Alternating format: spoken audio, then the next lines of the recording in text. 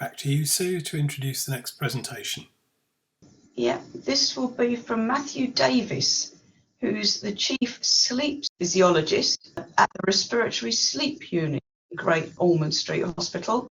And he's going to talk to us all about sleep physiology, which is perhaps something that the audience really actually didn't know a great deal about, but it's actually a very interesting subject and an interesting branch of science. Hello, my name's Matthew Davies and I'm a paediatric sleep physiologist at Great Ormond Street Hospital. I'm going to be talking to you today about what it is like to be a sleep physiologist. And we've also been given a short quiz to complete as well, and you'll find all the answers in this presentation. So what is sleep physiology? I'm sure that many of you have never heard of what this is. But what I can assure you is that all of you sleep. So there must be some importance to why we sleep. So why do we sleep? So there's many benefits to why we sleep. Physical restoration and growth, memory and learning, mood regulation, energy replenishment, improving your immune system, and even creativity. Something that you've been learning about in school. So the structure of the atom, the periodic table. Even Google was thought up during sleep. So what is good sleep? How much sleep do we need? So I'm sure that we all know that when we're babies, we sleep for much longer period of time than our grandparents do. So babies sleeping longer is because they need that sleep to promote the growth and the memory and the learning. And children, as they get older, then require less sleep. So if we look at children 13 to 16 years of age, we can see they need roughly between 8 to 11 hours sleep a night. So I'll ask you guys, are you getting that amount of sleep? And the answer is probably no, because I can imagine late in the evening, you might be playing FIFA, Call of Duty, scrolling, looking at your phone at TikTok videos and Instagram. And these devices, so maybe your iPads, your iPhones, your TVs, they release a light called blue light. And that can have an effect on your sleep. So how does that blue light affect your sleep? Well, our brain releases a hormone called melatonin. And in the day, when there's natural sunlight, our melatonin levels in our body are quite low, and therefore we feel awake and ready. But when it gets darker, our melatonin levels increase, and that makes us feel sleepy and promotes sleep. And it is our eyes that are detecting these light levels and whether melatonin should be high or low. And when we're looking at our iPads and our iPhones and it's shining blue light into our eyes, it tricks our brain into not releasing melatonin, so we don't feel sleepy. So how do we measure sleep? Well, we use a sleep study, and the scientific name for a sleep study is polysomnography. It's a bit of a mouthful. So what does it measure? It measures brain activity, movements during sleep. Maybe someone's a sleepwalker. Your breathing, which is important for people that might have obstructive sleep apnea, and your heart rhythm. And you can see in a sleep study, there are a lot of sensors that we need to put on. So this poor young girl here who's having a sleep study, it's quite difficult for her to have a good night's sleep when she's got all those stickers on.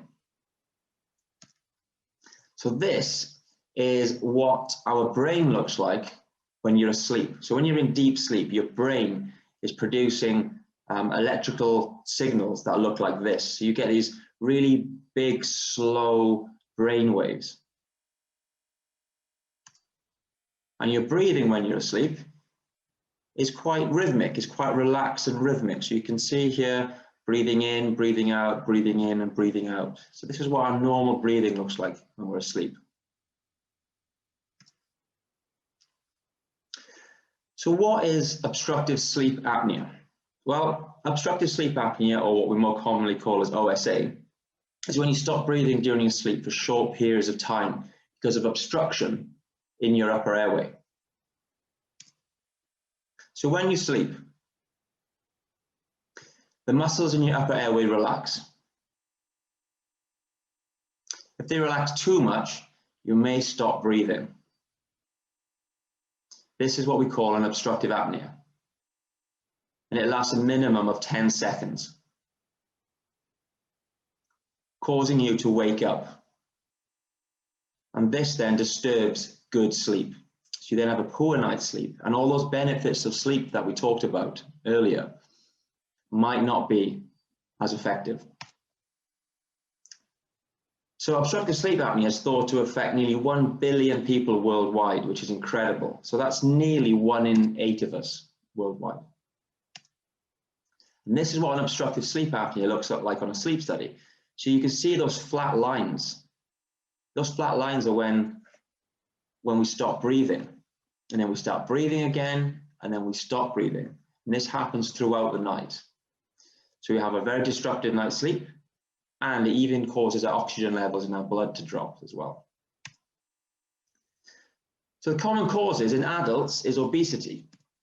So the fat deposits in the upper airway make the airway very crowded and quite heavy. So when you're asleep and your muscles relax, that can cause obstructive apnea. In children, the cause is more commonly due to large tonsils, and this is usually in 3 to 6-year-olds. And possibly surgery by removing the tonsils will then help stop the obstructive sleep apnea. You could also have Cpap. So this is a device that uses a mask, which is connected to a machine, which pressurizes air, puts it into your airway, and that holds the airways open and stops them from collapsing, and therefore stops an obstructive sleep apnea. Cpap is also used in patients that were diagnosed with COVID, because it helps their breathing. It holds their airways open and helps with oxygenating the blood and getting rid of CO2 as well. So if you have obstructive sleep apnea or any type of sleep disorder, we start to lose these benefits of sleep. So it's important that we have sleep physiology and sleep physiologists that can perform sleep studies, diagnose any sleep disorder, and then implement some treatment as well. Now, the great benefit of being a physiologist or any healthcare scientist is that you get to work as part of a great team. So it's always exciting to come to work. Thank you and good night.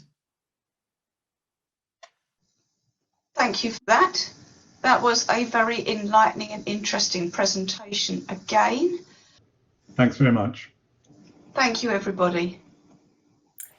We'll take a short break now, but join us at 2 o'clock when Mahmoud Tarek Bashir talks to us about the fluidity of science careers today.